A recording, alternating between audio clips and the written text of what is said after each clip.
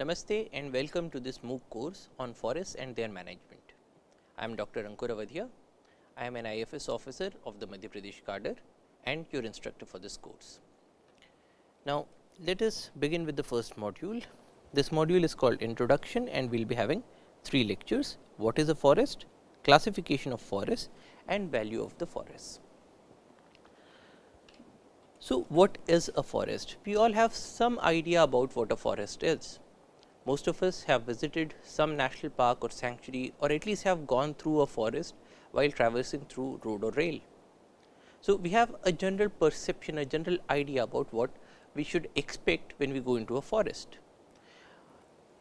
Mostly we will expect to see trees, a large number of trees, probably also with some undergrowth. We might even expect to see a few animals. So, like this cheetal. So, cheetal is a very common species that is found nearly everywhere in India. Or we might see communities of animals such as these cheetals that are interacting with these langurs. Or we might see some animals that are doing some activities, like these monkeys that are engaging in a social activity. For those of us that like to view birds, we might even expect to see certain birds like parakeets or peacocks, and if we do not see any animals, we will at least expect to see certain signs of the animals, such as if you are walking through a forest and if you see a pug mark, then probably you will have an idea that yes, there is a tiger nearby, or it has passed through this area in the recent times. Or in certain cases, we might even see a tiger, especially if you go to a tiger reserve, there is a very good possibility that you will observe a tiger, or some other large mammals such as bears or things like crocodiles. We will also see a number of small animals such as termites and also other forms of biodiversity such as fungi. So, we will see all of these different things in a forest. But then what is a forest? If there is an area where you do not see a tiger, is that a forest or not? If you go to an area and you do not find any trees, will you call that area a forest or not? So, when we are doing the management of forest, when we are looking at the scientific management of forest, the first thing, the most essential thing is to define a forest, because as we will see in later lectures, there is a huge variety of forests that we find in our country and in the world. So, for instance, if you go to say a scrub forest, if you go to Rajasthan, you will find huge areas in which you have a very few scattered trees and probably a lot of scrubs. Now, is that a forest or not? And when you are managing that forest, should you aim to convert that whole area into a woodland? Now, when I was sitting for the civil services examination, the UPSC asked me that in front of the Dolpur house where the UPSC office is situated, we are seeing a few trees on both sides of the roads. There are trees. Is that a forest? Or let us consider your college campus. You have a few trees in your college campus. Is your college a forest? Because you are finding trees, you are finding some animals, you are finding some birds, you are finding things like fungi or termites or ants. So, you are seeing everything that you expect to see in a forest, but is that a forest? So, how do we define a forest? What is a forest? So, we have different definitions of forests. The first is a dictionary definition. If we look at a dictionary, what does it say? What is a forest? So, a large area that is covered chiefly with trees and undergrowth. Example, a pine forest. So, this definition has a few nuances. It says that it should be a large area. How large an area? So, is 1 hectare a large area, or is 10 hectares a large area? So, what is the minimum size where you will call that this area is a forest? Then it says it is covered chiefly with trees and undergrowth, but then you have this word chiefly. So, it is not essential criteria for it to be a forest. So, you might be having a forest that is not chiefly covered with trees and undergrowth, probably it is chiefly covered with say sand or say water, and you are having a few trees. Is that a forest? Now, if you look at the word root, where do we get this word forest from? So, it comes from Middle English in the sense of wooded area that is kept for hunting. So, even in our country, the chief or one chief use of forest apart from getting timber was to act as shikargahs. So, there were kings that wanted to perform shikars or go for hunting, and so they reserved certain areas and they said, okay, this area is my shikargah, I will go and I will hunt for animals there. And similarly, in other parts of the world as well, there were forests that were kept for hunting. So, it comes from Middle English in the sense of a wooded area that is kept for hunting. It also denotes any uncultivated land, and this Middle English comes from Old French, which in turn comes from late Latin, where the term is forestis, and forestis you also have another word which is silva. So, you have this word forestis silva. So, you have silva which is wood and forestis which means outside in Latin. So, you are talking about a wood that is outside. Outside of what? Outside of your city limits, outside of your village limits. So, now the Latin phrase is emphasizing that you have certain woods that are outside, and this in turn comes from the Latin word foris, which means outside. So, for instance, if we talk about the word foreign, now foreign also comes from the same word root foris. So, foreign is something that is outside of our area, outside the country. Now, in this case, in the case of forest, we are talking about a wood that is outside of the city limits, and this was typically true because in those days we did not have city forests, we were not talking about farm forestry, and any area that was cleared of the woods and was converted into the cities or the villages was the place where people used to live, and anything that is outside, that is left uncultivated, that is only having trees, that was a forest. So, this is the word root, and so you have a large area that is covered chiefly with trees and undergrowth. Typically, it is outside of your residential limits. So, this is the dictionary definition, but then this definition does not serve all of our purposes. So, we have certain other definitions as well. So, one definition is a technical definition. Now, in this technical definition, we say that an area that is set aside for the production of timber or other forest produce. Now, in this case, we are now looking at a utilitarian concept, we are looking at the utility of the forest. So, this definition is not emphasizing where the forest is, but is emphasizing the use of a forest. So, now this definition says that an area that is set aside for the production of timber or other forest produce.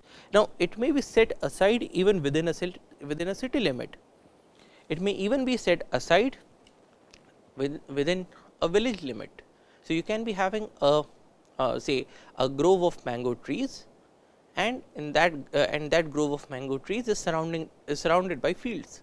So, probably you are having it inside a village, but then you are setting this area aside for the production of either timber or other forest produce, and typically these other forest produce include fruits, fodder or firewood and so on.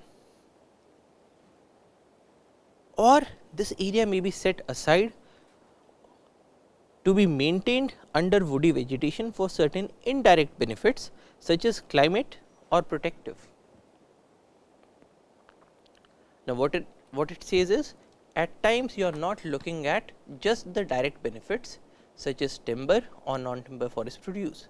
You might even be looking at some indirect benefits such as maintenance of a local climate, a local microclimate, or for some other protective purposes such as you might be having trees that are surrounding that are on both the banks of a river, so that the soil is not getting eroded.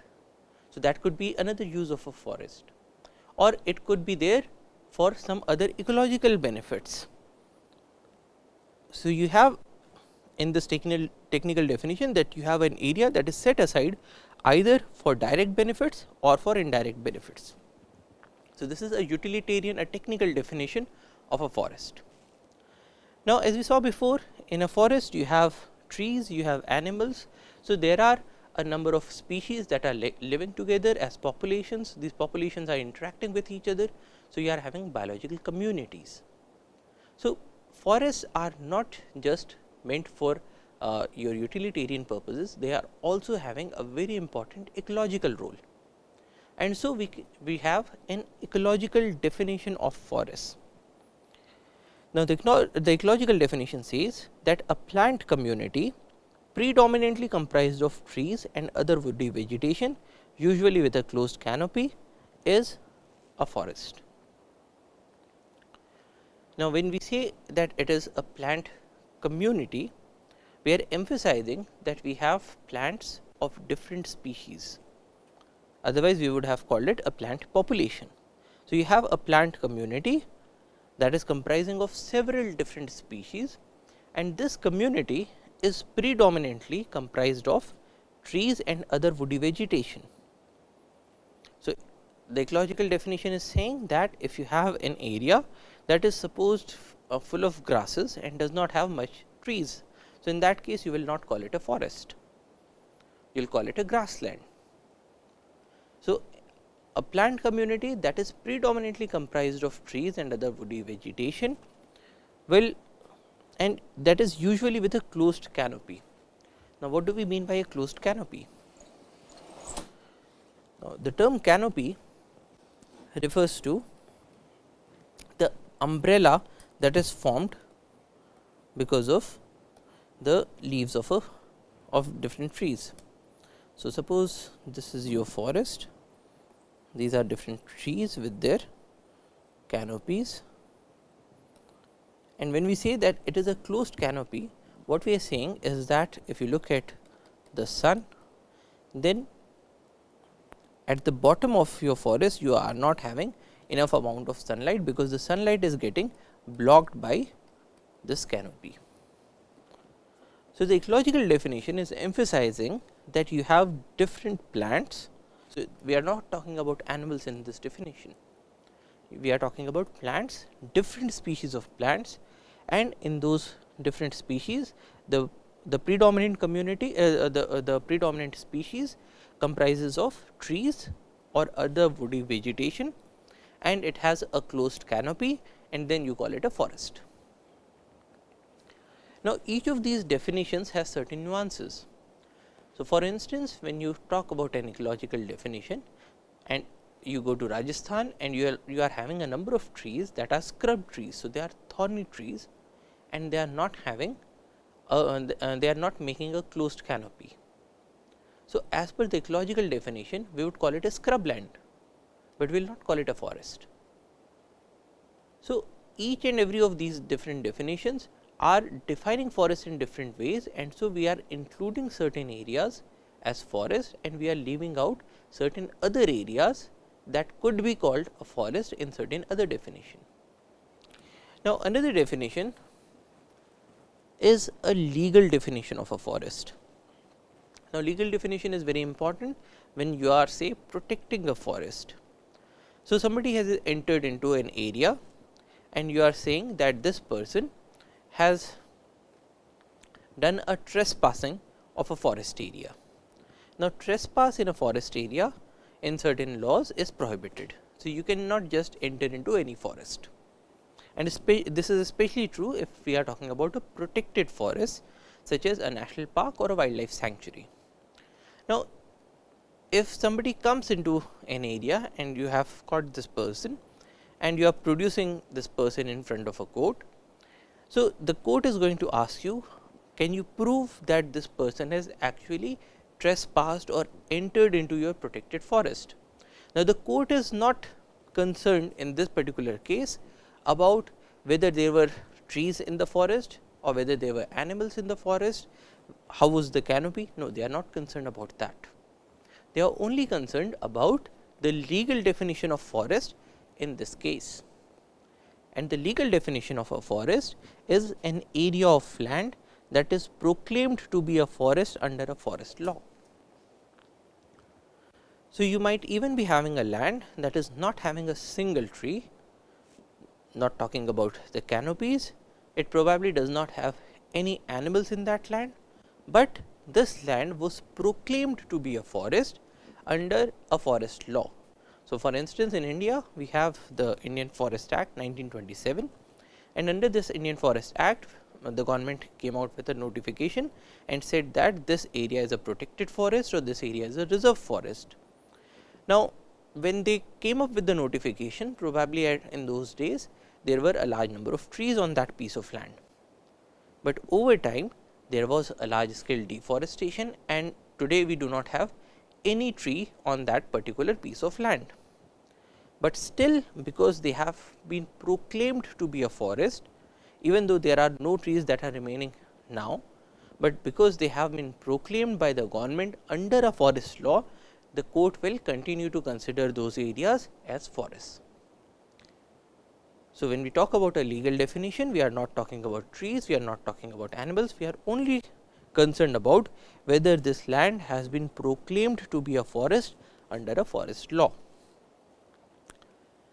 Then you have this FAO definition of the Food and Agriculture Organization: all lands bearing vegetative associations dominated by trees of any size, exploited or not, capable of producing wood or of exerting an influence on the climate or on the water regime or providing shelter for livestock and wildlife. Now, this definition is sort of an umbrella definition that is concerned about several different utilities of the forest. So, what it says is all lands bearing vegetative associations. So, this definition is looking at a forest in terms of vegetative associations or in terms of the plant communities.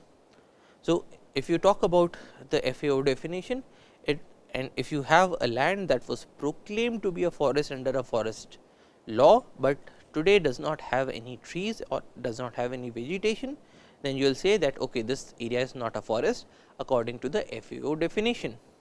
So, you can have one land that is a forest under one definition and not a forest under any other definition. So, this definition says all lands that are bearing vegetative associations, and these associations are dominated by trees of any size. So, the predominant trees in this case, the predominant vegetation in this case is trees, and these trees can be of any size.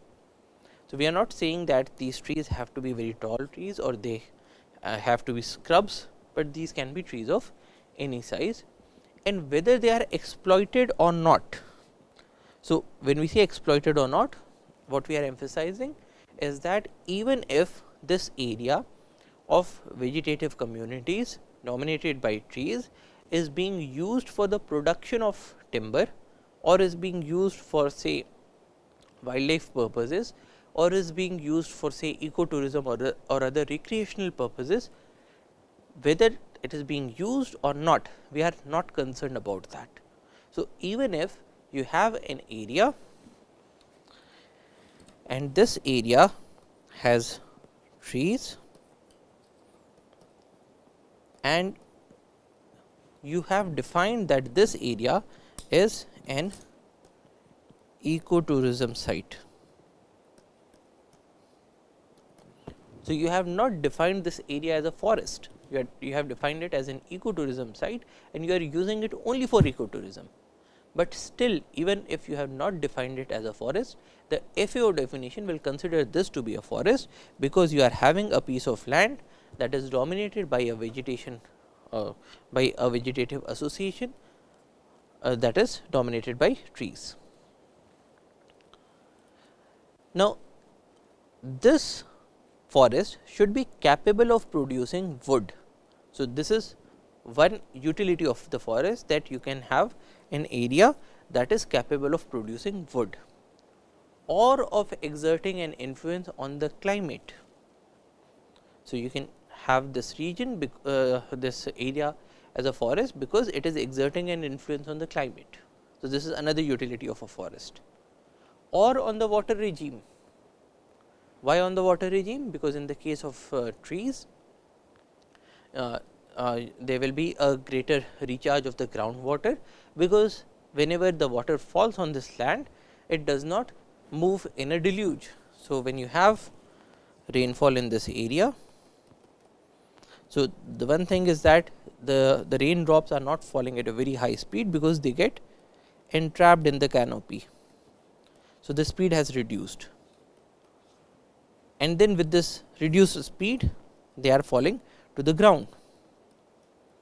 They are even moving through the stem, which is known as the stem flow, and then because the speed is very less, so it is residing in this area for a greater period of time, and because of that it is getting inside the ground. At the same time, these trees are also leading to transpiration, where the water is getting lost because of evaporation. So, there is an influence on the water regime of this area. So, you have a land that has a vegetative community dominated by trees, and this is having some influence on the water regime. So, this is a forest. Even if you are even if you have an area that is not capable of producing wood, but if it is exerting an influence on the climate, you will say okay, it is a forest, because you have the word or, not and. Or on the water regime, or providing shelter for livestock and wildlife. So, you have an area and you say that it is not having any major influence on the climate regime or on the water regime, but it is able to provide shelter for wildlife. Even in that case, we will call it a forest. So, the FAO definition is a mixture of the ecological definition, where we are talking about a community of plants that is dominated by woody vegetation, plus it is also including in its purview the technical definition, where we were talking about the utility of a forest. So, which is why we say that the FAO definition is a much broader definition. It has the ecological definition inside it, and it also has the technical definition inside it. Now, in our country, the forests have been defined as per the Supreme Court's decision in a case that is known as the Godavarman case. Now, in this case, the Supreme Court said in its decision that the word forest must be understood according to its dictionary meaning. So, what is a forest? A forest is an area that comes under the dictionary definition of a forest. And what is the dictionary definition of forest? It is something that we just saw before, a large area that is covered chiefly with trees and undergrowth, example a pine forest. So, the Supreme Court is now saying that whether an area is a forest or not, we are only going to look at the dictionary definition. We are not going to see whether it has been defined as a forest under any forest law or not. If it is any area that is having trees, if it is a sufficiently large area and it is having trees and undergrowth, we will say that it is a forest, we will consider it to be a forest. Then the Supreme Court further elaborates by saying that this description covers all statutorily recognized forests. So, the Supreme Court is saying that this dictionary meaning is covering all the statutorily recognized forests, whether they are designated as reserve forest or protected forest or otherwise, for the purpose of section 2(1) of the Forest Conservation Act. So, now with this judgment, after this judgment, if you ask whether any area is a forest or not, the Supreme Court would say, does it come under the dictionary definition of a forest. So, for instance, if we are talking about the trees that are on both the sides of the road, they are not a forest, because this is not a sufficiently large area that is covered with trees and undergrowth. This is just a straight line. So, in this case, it will not come under the dictionary under the Supreme Court's definition of a forest. But then the Supreme Court further elaborated and said that there is a difference between forest and a forest land. So, for instance, in this case the Supreme Court is saying that you have a piece of land and in your records this land is a revenue forest. But if you now go to this area, you are not seeing any trees or undergrowth. This area is now completely bare. So, is this area a forest? The Supreme Court would say no, this area is not a forest, because this is not coming under the dictionary definition of forest. But then is this area a forest land? Is this land a forest land? So, the Supreme Court says the term forest land occurring in section 2 of the Forest Conservation Act will not only include forest as understood in the dictionary sense, but also any area recorded as forest in the government record irrespective of the ownership. So, the Supreme Court is saying here that there is a difference between forest and a forest land. A forest is an area that is a large area that is covered with trees and undergrowth, but if you talk about a forest land, it would incorporate not only those lands that have forest, but also the other lands that have been designated as forests under a forest law. So, here now the Supreme Court is moving into the legal definition of a forest, that is any area that is proclaimed to be a forest under a forest law. So, this area of land will also be called a forest land as per the Supreme Court's decision. So, what the Supreme Court is saying now is that if we come back to this piece of land, so this land does not have any trees, but it is recorded as forest land.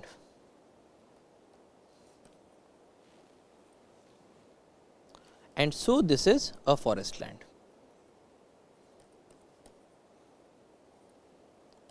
This is a forest land without forests.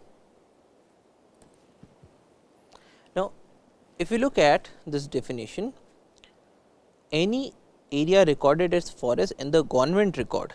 Now, what can be these government records? In the government record, you can have an area that is recorded as say a revenue forest.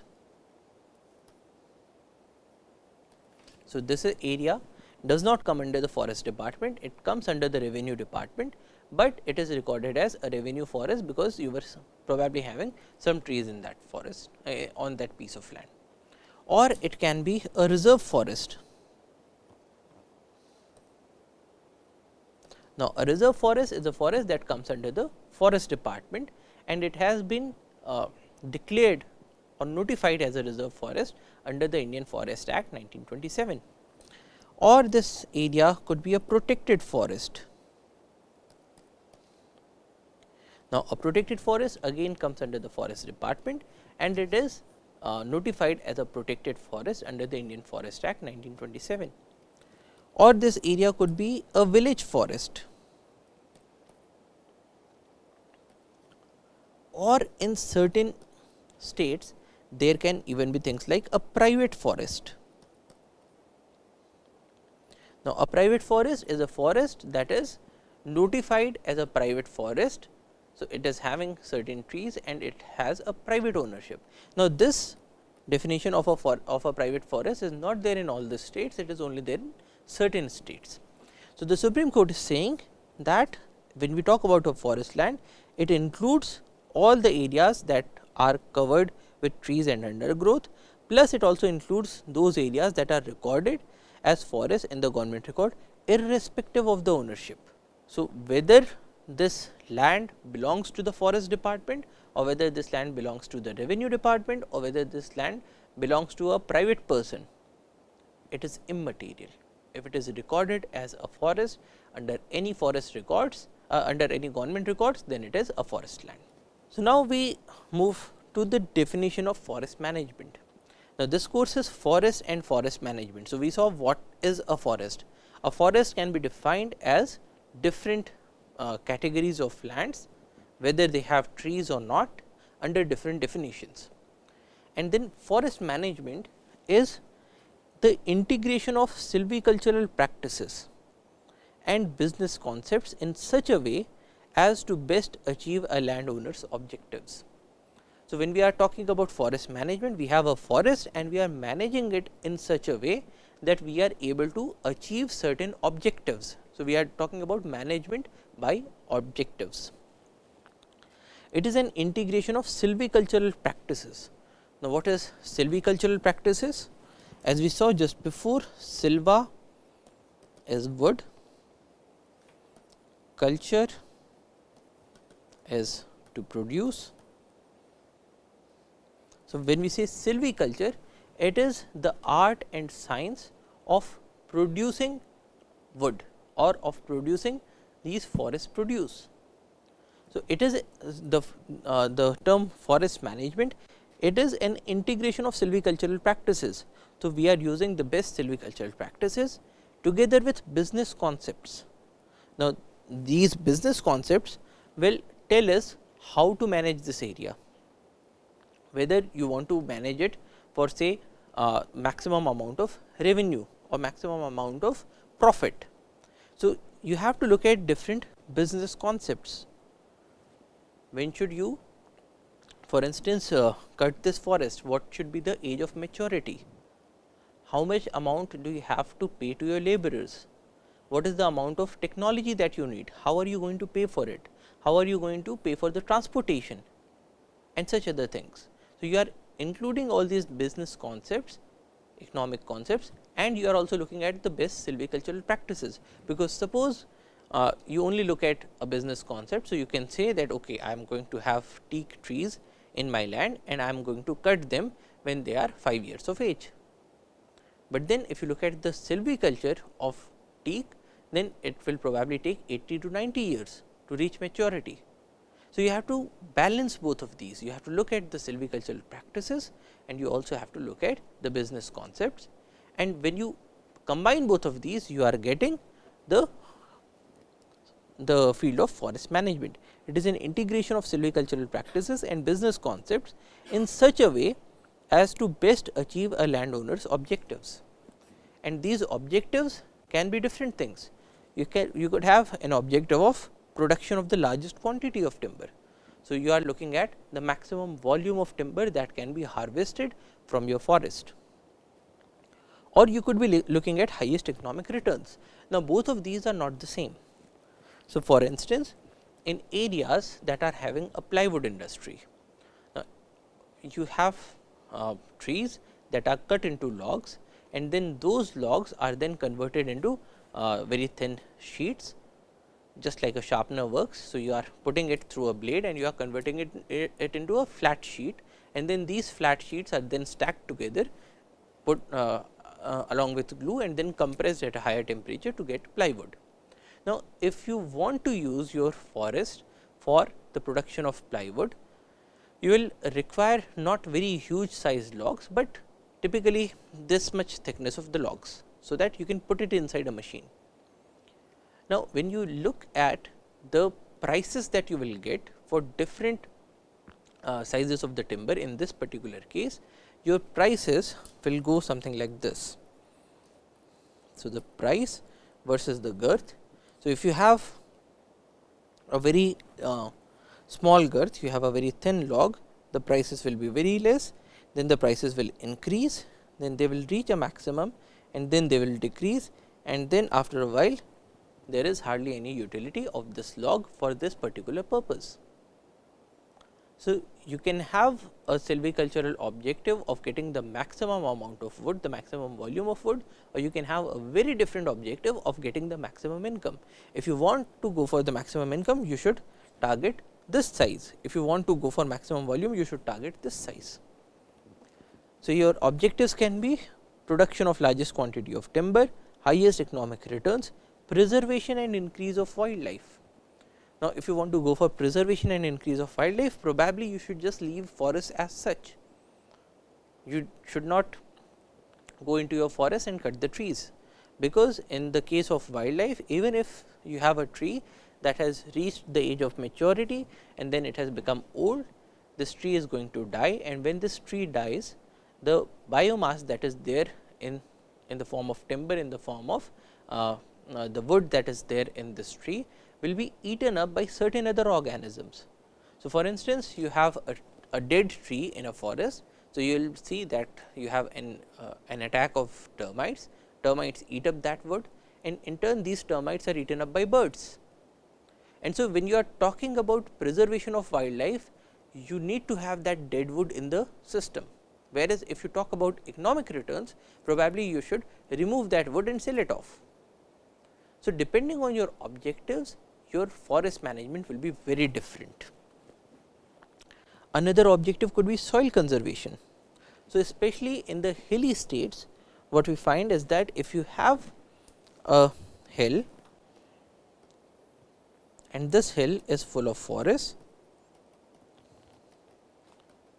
if you manage these forests for say timber or for maximum profit, what you will do is you will remove these trees.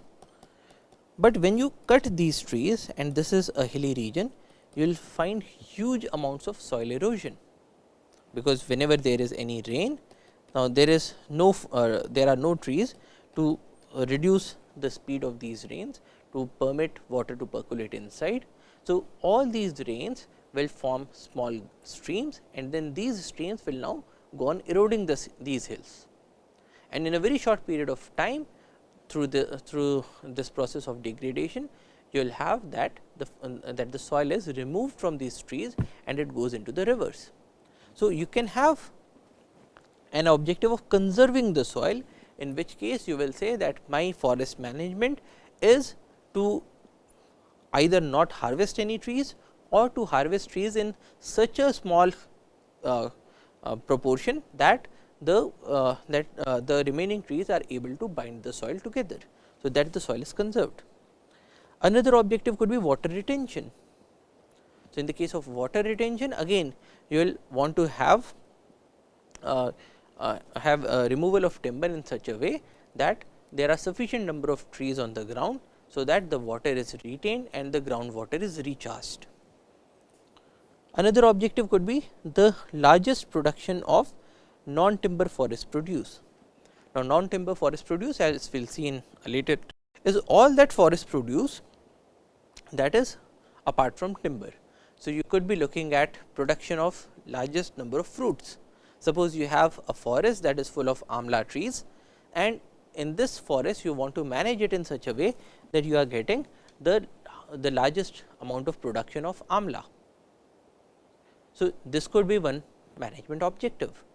Or you could have another forest in which you are having medicinal plants, and you want to collect the largest number of leaves or the largest quantity of leaves. That could be another management objective. So, the forest management is looking to fulfill or to best achieve the landowner's objectives, which can be any of these or any other objective for that matter. So, this is forest and forest management, and if you look at an outline of the course, this course has 12 modules, and each module will have 3 lectures. So, so every week we will be covering one module. The first module, introduction, has 3 lectures. The first one is what is a forest, that we looked at today. In the next lecture, we will look at a classification of forests. So, in India as well as in the world, you have different kinds of forest. A forest that is there in a very cold area, a mountainous terrain, is very different from a forest that you will find in an equatorial region or an evergreen forest. So, how do we differentiate these forests? How do we classify these forests? Why do we need to classify these forests? Is something that we will look at in the next lecture. After that, we will have a look at the value of forests. So, when we say that forests need to be managed or forests need to be conserved, the question is, why do you want to conserve these forests? So, we want to conserve forests because they give us certain benefits, and these benefits could be direct benefits or indirect benefits, something that we are getting directly or something that we are getting indirectly. You can have some certain consumptive utility of the forest, consumptive benefits such as timber. So, a consumptive benefit is something that if I am taking timber out of the forest, it is not available for you. So, somebody is using this timber, so another person will not be able to use this timber. There can be certain non-consumptive values of forest, such as tourism. If I see a tiger, if you see a tiger, both of us are getting happy because of seeing this tiger. So, because I have seen this tiger, it does not reduce the value of the tiger. So, I am not consuming this tiger. So, this is a non-consumptive value. So, in this lecture we will look at different values of forests and also how do we value these forests in quantitative terms. The second module is basics of silviculture. So, as we saw just now, silviculture is the art and science of growing forest crops. Now, this module will cover what is silviculture, different kinds of silviculture, the plant growth factors. So, if you want to raise a forest crop, you need to provide certain nutrients. What are those nutrients? And we will also have a look at ecological succession, which tells us how a certain piece of land or a bare rock moves from being a bare rock to a forest. So, this is an ecological succession. Now, the third module will be forest soils. So, the first lecture will be soil and soil profile. What is a soil and what are soil horizons? What are the characteristics of soil and how are the soil horizons arranged in the form of a soil profile is something that we will cover in that lecture. Next, we will have major soil types of India as well as the world. So, you have black soil, you have red soil, you have laterite soil and so on. So, how do we classify these soils? Why do we need to classify these soils? What are the characteristics of different soils, both in terms of the classical classifications as well as the USDA classification. Next, we will have a look at nutrient cycles. Now, nutrient cycles is a cycle through which different nutrients move from the biotic component of the biosphere to the abiotic component and vice versa.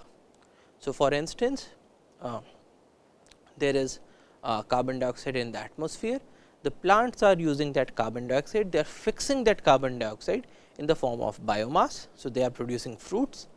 Now, we are eating those fruits and we are converting this biomass back into carbon dioxide. So, this is a nutrient cycle. So, your carbon dioxide or carbon is moving from the atmosphere through the plants to the animals and then back. So, we will look at different nutrient cycles in this lecture.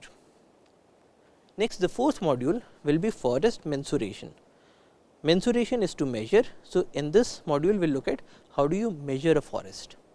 The first lecture will be the tree form. How do you describe a tree? What is the shape of a tree? Is it a cylinder? Is it a cone? Is it having some other shape? Is something that we are going to discuss in this lecture. How do you describe a tree? Then once you have described a tree, next we will look at measurement of the tree attributes. So, what are different tree attributes? What is the diameter of a tree? What is the height of a tree? How do you measure a diameter? How do you measure the height? And how do you measure different derived attributes? How do you measure the basal area? What is a stand basal area? Are different things that we are going to look into in these lectures. The fifth module is forest surveying. So, what is a forest survey? How do you do a forest survey? So, there are certain classical tools of doing a forest survey, such as a chain survey or a compass survey, and there are also some modern tools such as photogrammetry and lidar. So, we will look at how we are using satellites, how we are using drones to survey a forest. How are we using lidar, which is light detection and ranging, to understand the height distribution of different trees or the volume or the biomass of a forest. Then in the sixth module, we will have forest protection. How do you protect a forest? What are the kinds of threats that you need to protect against? So, you need to protect your forest against fires, you need to protect your forest against deforestation, against grazing, against insect attacks. So, there are different kinds of threats that your forests are facing. So, how do you protect against those? And the most important one, we will look at forest fire.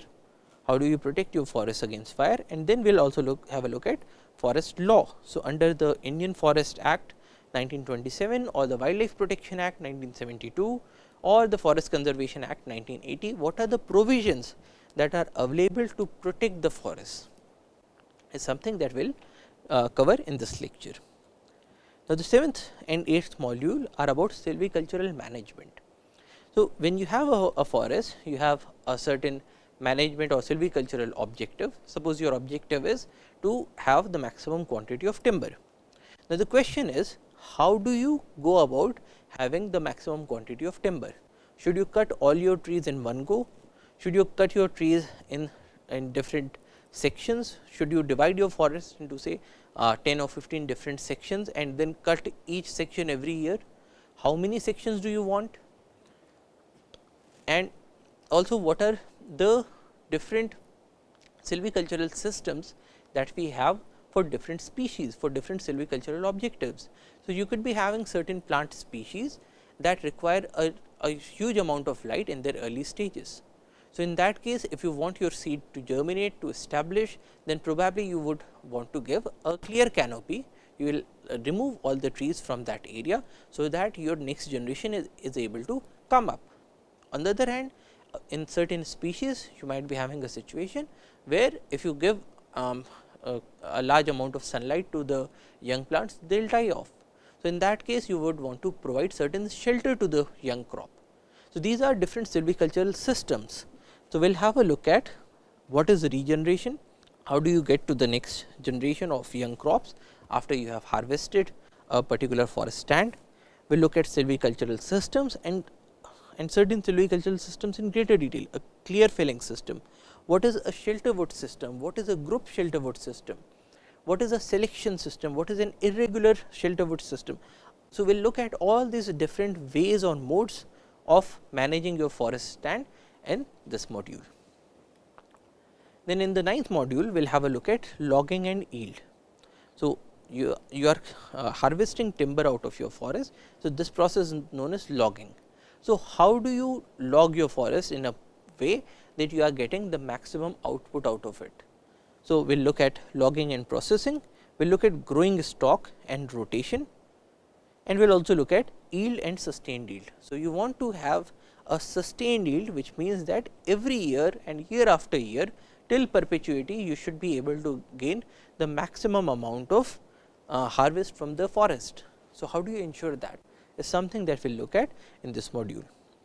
Now, the 10th module will be about silvicultural practices. Now, silvicultural, we looked at silvicultural management, silvicultural systems, and then we have silvicultural practices.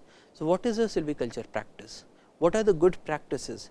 How do you collect seeds from trees? How do you raise them in a nursery? How do you germinate these seeds? How do you care for these seeds? What kind of treatments do you give to the seeds?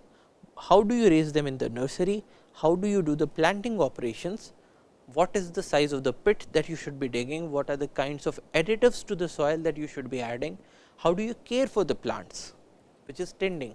So, we will look at all these different silvicultural practices in the 10th module. Now, the 11th module will cover newer trends in forestry. So, earlier we were managing a forest for trees for the timber, and these days we are having a much greater emphasis on the non-timber forest produce. So, what is a non-timber forest produce? What are the kinds of non-timber forest produce, and what are the kinds of operations that we are doing or the kinds of management we are doing to have these non-forest timber produce. Next, we will have a look at social forestry and tribal welfare.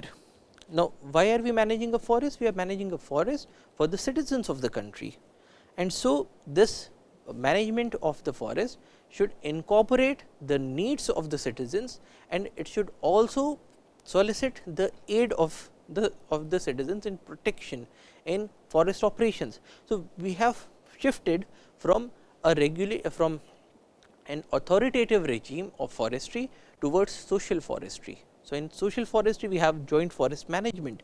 How do you ensure the welfare of tribals that are living in the forest, and how do you conserve wild animals? So, we will look at all of these in the 11th module, and the 12th module will be a revision of the whole course. Now, if you look at assessment, this course will comprise of several assignments, one for each module, where you will be having multiple choice questions that are based on each week's topics.